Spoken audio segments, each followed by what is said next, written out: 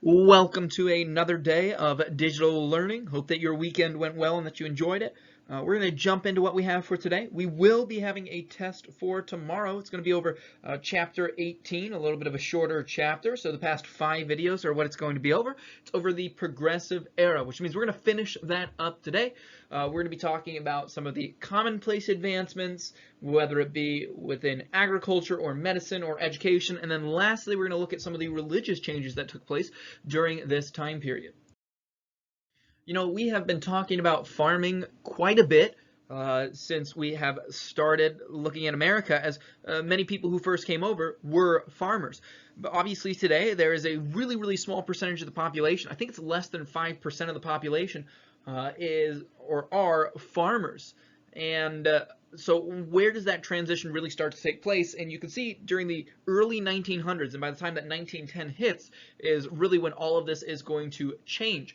The 1870s to 1910 is sometimes called the golden age of agriculture because some, or at least a portion of farmers, are going to be rolling in the dough or making a massive amount of money.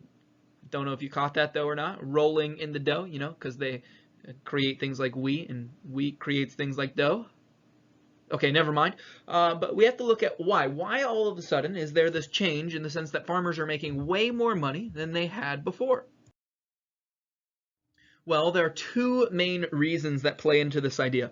The first one was that the population, where people were actually living in the United States, cities were starting to grow, and the people that were in the rural areas, aka farms, were starting to leave and go to the city because the competition was becoming too great. You know, we talked about monopolies a lot in a couple chapters ago when we looked at people like J.P. Morgan or John D. Rockefeller or Andrew Carnegie or things like that. Well, there were individuals that were starting to dominate the agriculture. Those that had larger land and they were able to farm more, they were able then to sell more, which means they can make way more money. The second reason has to do with a development within technology. A while ago, we looked at technology and development. We talked about things like cotton gin, we talked about things like McCormick's Reaper, but really here what you get is you get the tractor. And the tractor completely changes farming. This is probably the most important invention when it comes to farming, even up until the modern day era, as it allows things like sowing, cultivating, as well as harvesting, all to be done significantly easier.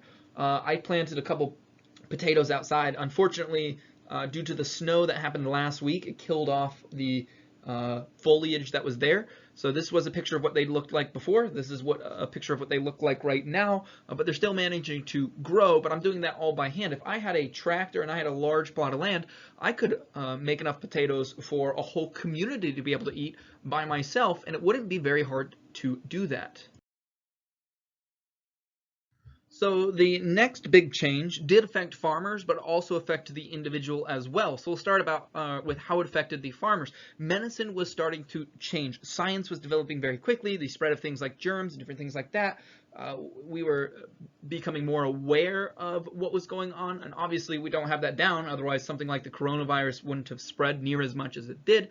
But anyways, going back to what I was saying, the way that medicine started to affect farming is veterinary wise. We could keep more animals alive, meaning that there'd be more meat or more food for people to be able to eat. Would we keep those animals healthier? Once again, providing more food. If the cow is larger, you can get more meat from it. If the chicken is larger, you can get more meat from it. And then we also had easier ways to transport these animals when we talked about the open range in the last few chapters, as well as now train stations being able to transport animals from one place to another. You know, you have companies like Tyson Chicken, which just produce, I'm guessing, millions of pounds of chicken every single year. Now, we don't eat all the parts of chicken, but we actually send parts that we don't eat to other places in the world. So I do know this for a fact. You know, in China, chicken feet are eaten. I don't know if I would say they were eaten by everybody or different things like that, but they're eaten by quite a few people. You can go to like the 7-Eleven gas station and you can pick up chicken feet and eat it. You know, Americans, that's not something that they eat. And so we will actually sell our chicken feet to China, since that'll be something that they'll eat. So what about medicine for people?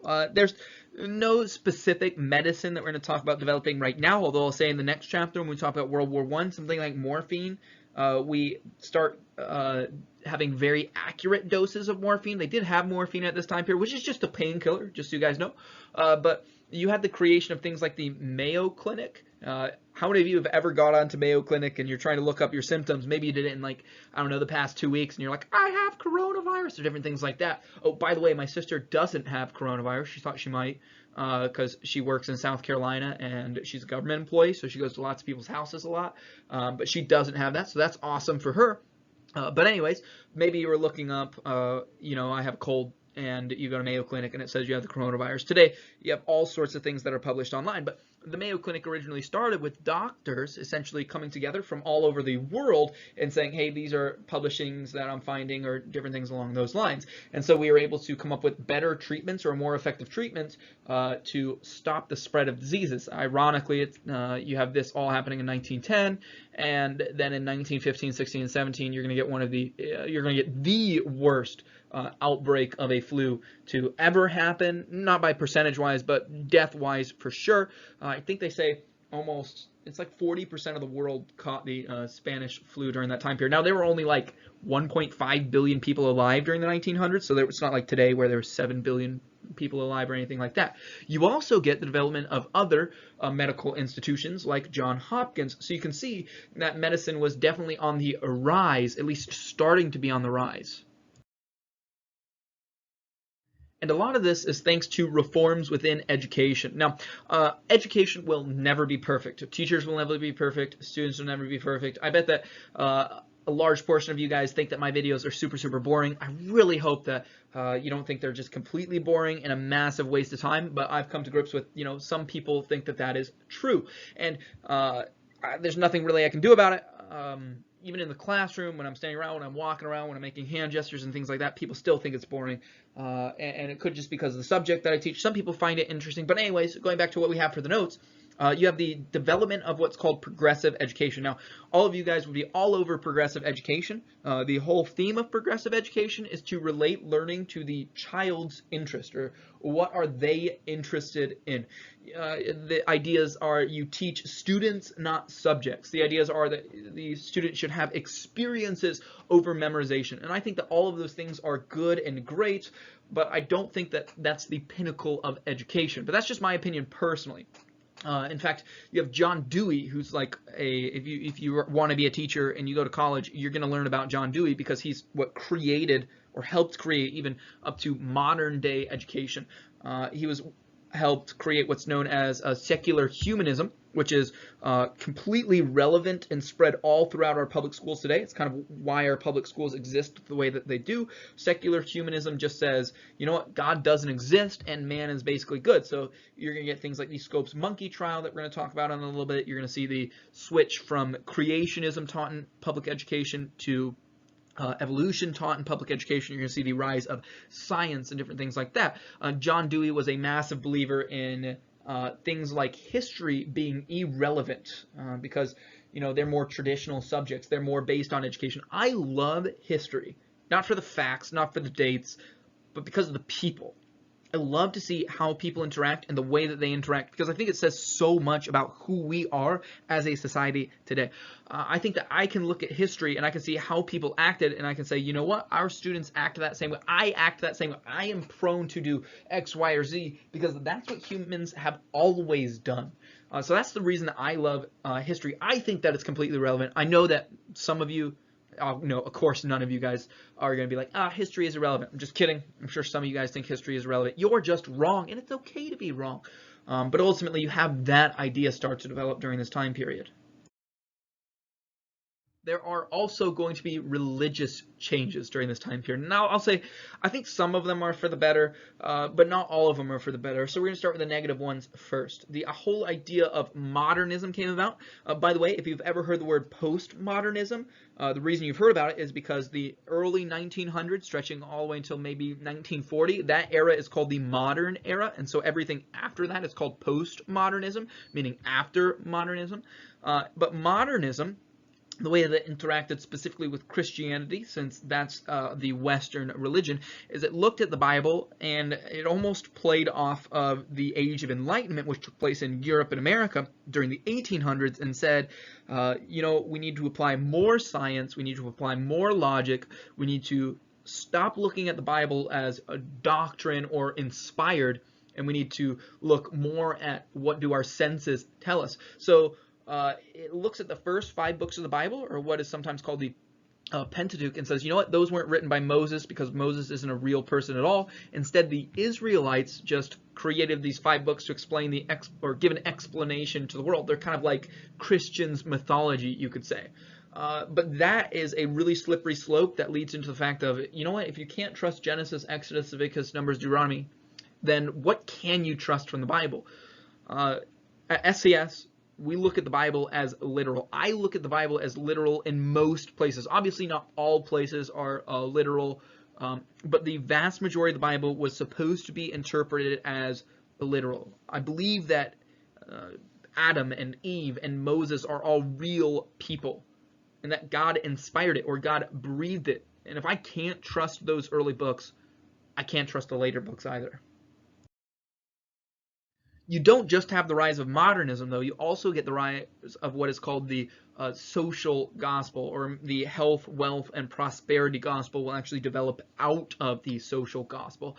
The social gospel was first popularized by Walter Rauschenbusch. He was a speaker that essentially said what we should be looking at, and here you really get to see, sometimes I think Christians are like, you know what, the world doesn't really affect me and what I believe.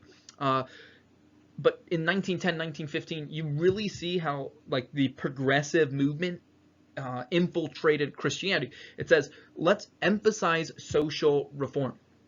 If we can fix society, we can fix the humans within society. It looks at Jesus in the New Testament and says, Jesus was just one large social reformer. When he came to earth, what did he do? He made people's lives better by giving them food, by giving them water, by curing them from diseases.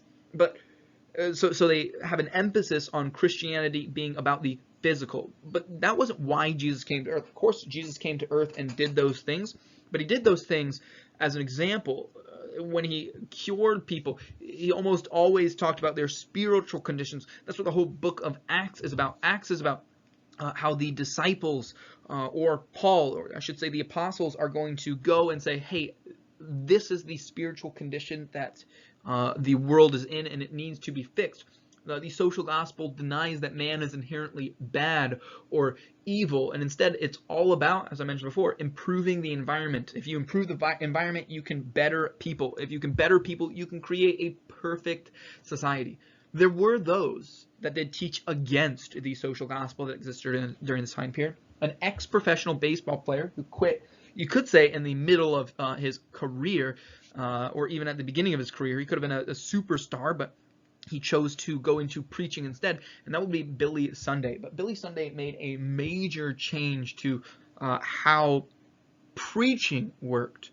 You see, he believed that preachers should be entertaining, and I say that very cautiously, because he didn't want to be like an entertainer, like somebody like Jimmy Kimmel or anything like that, but he added hand gestures and emotion into their speaking. You know, as I walk around the classroom, part of that is because I want to catch your attention, and that teaching style actually comes from Billy Sunday.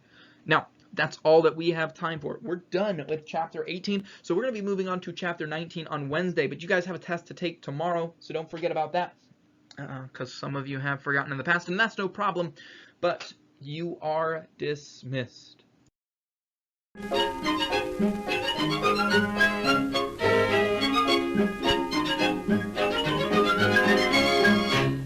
Civilization and society rests on morals.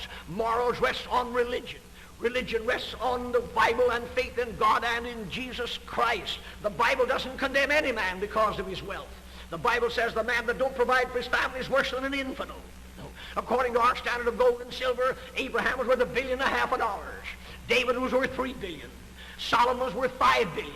Solomon could have hired Andrew Carnegie for a butler, J. Pierpont Morgan to cut his lawn, and Andrew Mellon for a chauffeur, and John D. to black his boots.